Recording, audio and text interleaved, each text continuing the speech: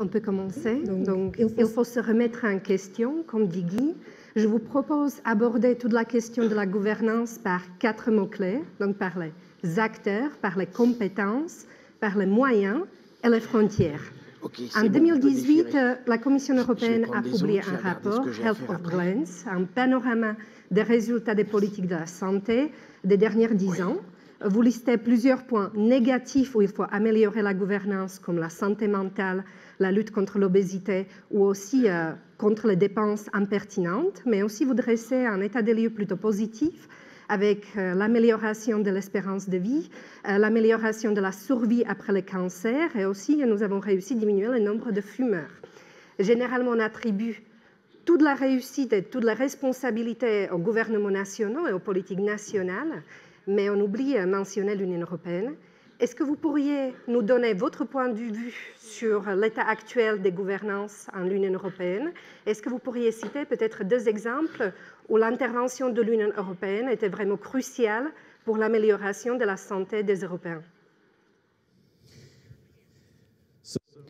Oui, tout d'abord, bonjour à tous et merci de cette invitation de venir à Cham. C'est super de partager mes points de vue avec vous. Je vais commencer en parlant du traité qui alloue les responsabilités. Le traité dit très clairement que nous ne sommes pas en concurrence.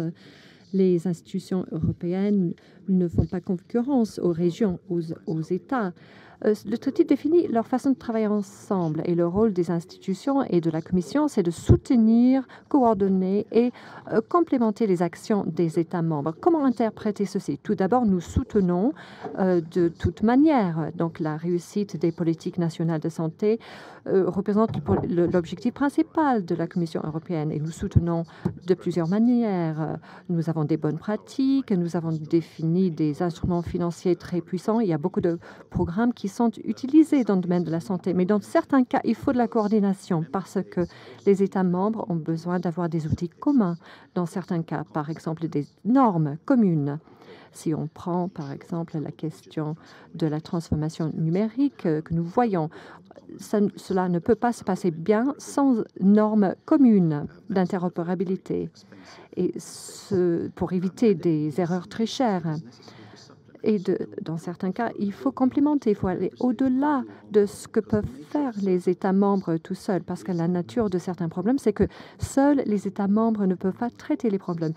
Par exemple, la résistance antimicrobienne ou comment définir des incitations pharmaceutiques ou même traiter les menaces transfrontalières en termes de santé. Peu importe l'organisation et les ressources, un État membre ne peut pas réussir à traiter ces questions parce qu'il s'agit de questions globales.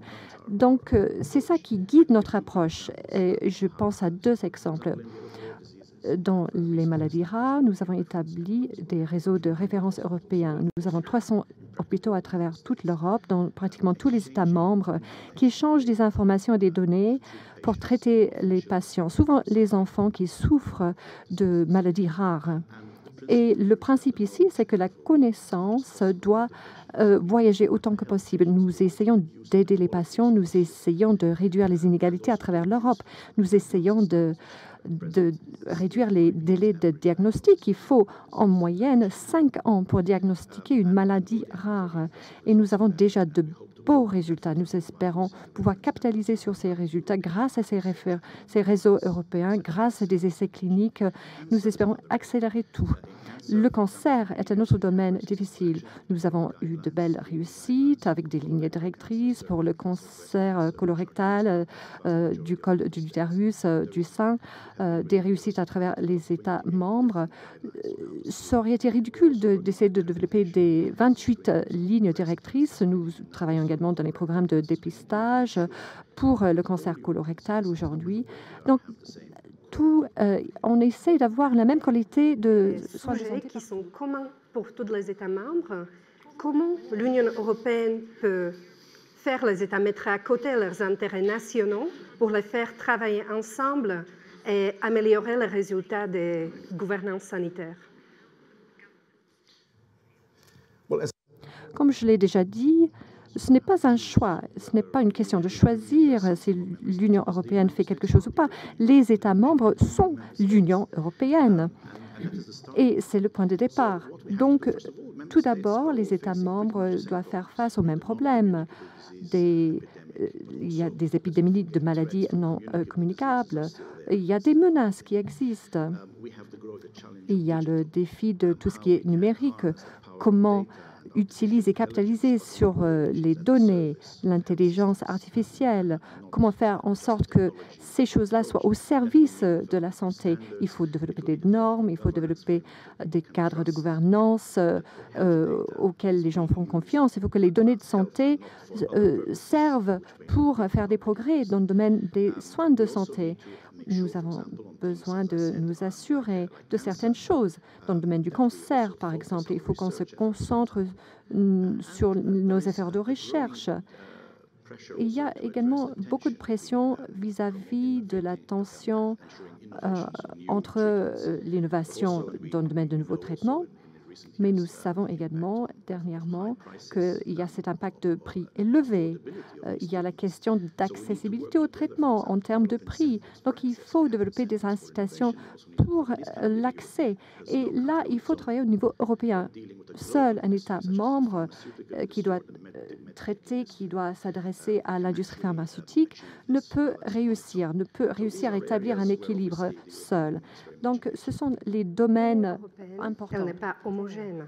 Même si on a un marché unique, il y a beaucoup d'asymétrie, beaucoup de défaillances du marché. Je parle surtout de marchés parallèles, de ruptures de stocks nationaux. Quels outils vous manquent pour pouvoir réguler le marché de façon plus efficace? Il y a beaucoup trop d'inégalités à travers les États membres. Il y a des différences d'espérance de vie de 10 ans par rapport à différents pays. Mais également, il y a des différences en termes de groupes socio-économiques. Et il faut qu'on puisse utiliser les instruments financiers, le Fonds social européen, par exemple. Mais pour répondre à la question, il y a deux domaines où il faut peaufiner les choses. Il y a la question de données. Le secteur de santé, avec toute sa sophistication, est en retard de 10 ans vis-à-vis de d'autres secteurs. Donc, nous devons établir des normes communes pour l'interopérabilité, par exemple. Mais plus important, il y a cette question de cadre de gouvernance. Les gens doivent pouvoir faire confiance à de tels cadres. Et avec cette révolution numérique, il ne s'agit pas seulement d'acteurs traditionnels. Il s'agit d'entreprises qui ont beaucoup d'expertise, qui travaillent dans le domaine de l'informatique et de la communication, mais qui ne proviennent pas du secteur de santé et qui doivent comprendre et se conformer aux principes éthiques sous-jacents au système de santé européen. Donc, c'est dans ces domaines-là où il faut travailler. Le président élu a parlé de la création d'un espace européen de santé. Il faut des registres pour le cancer, pour les maladies rares, pour d'autres maladies, pour s'assurer qu'on puisse combler l'écart entre les inégalités. Il faut que les médecins puissent accéder aux données. 450 millions de personnes sont concernées. Et puis, il y a un autre domaine. Il y a cette question de comment concilier l'innovation avec l'accès. Ça, c'est une question urgente. Si nous ne traitons pas de cette question, il y a une tension croissante qui va mener à des pressions politiques.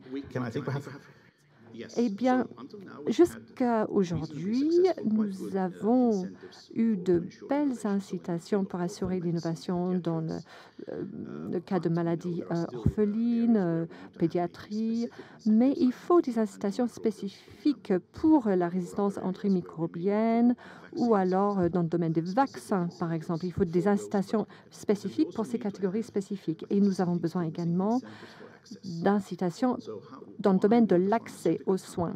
Donc, une entreprise pharmaceutique Pourquoi est-ce qu'elle rendrait disponible un médicament à un prix abordable dans tous les États? Quelle serait l'incitation?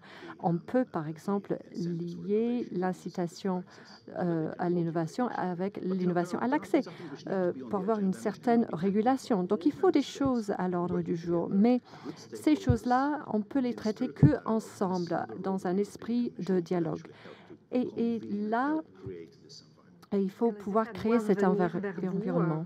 En termes d'initiative pour entamer des discussions. Alors, c'est toujours le point de départ.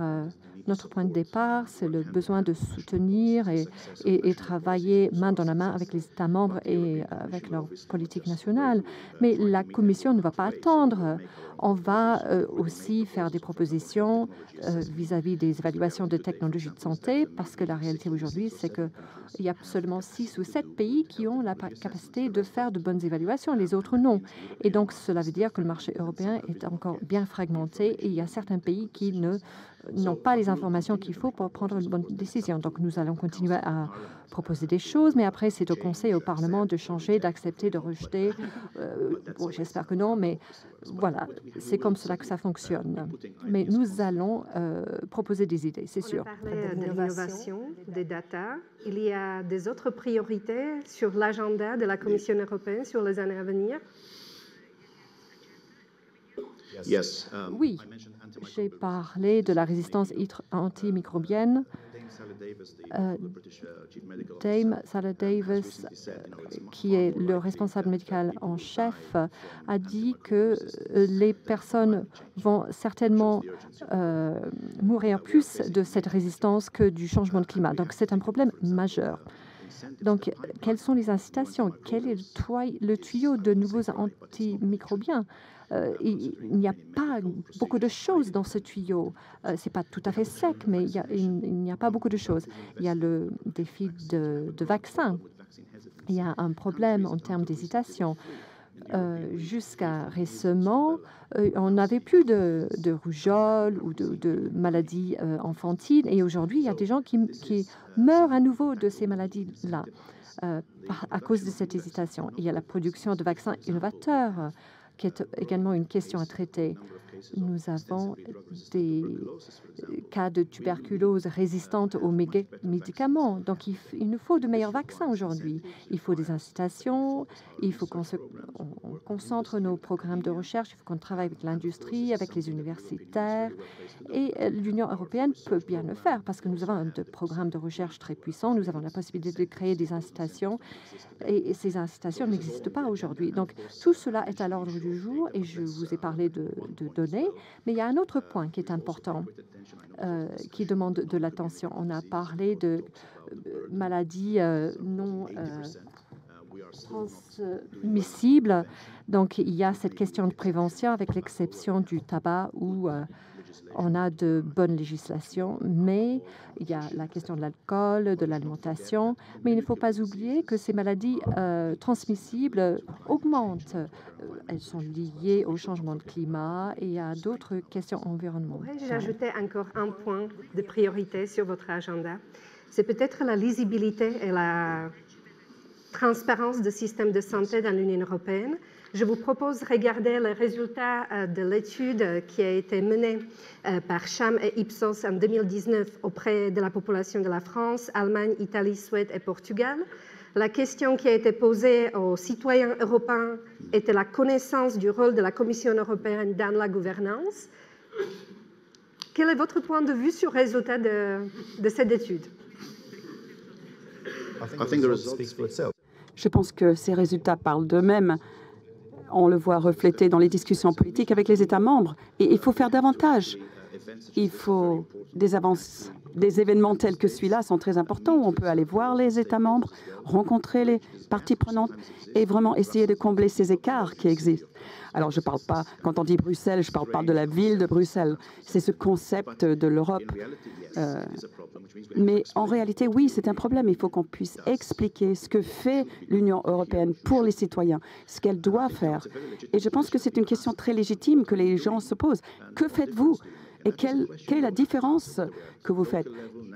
Et au niveau local, au niveau régional, au niveau européen, il faut répondre à cette question. Nous tous, c'est une question très légitime. Et les résultats de cette enquête, moi j'ai vu des résultats similaires dans d'autres pays, montrent qu'on peut faire davantage. Et vous verrez d'ici 5 ans qu'on va mettre vraiment beaucoup d'efforts pour améliorer cette situation. J'espère que si je reviens dans 5 ans, on verra une amélioration dans cette enquête.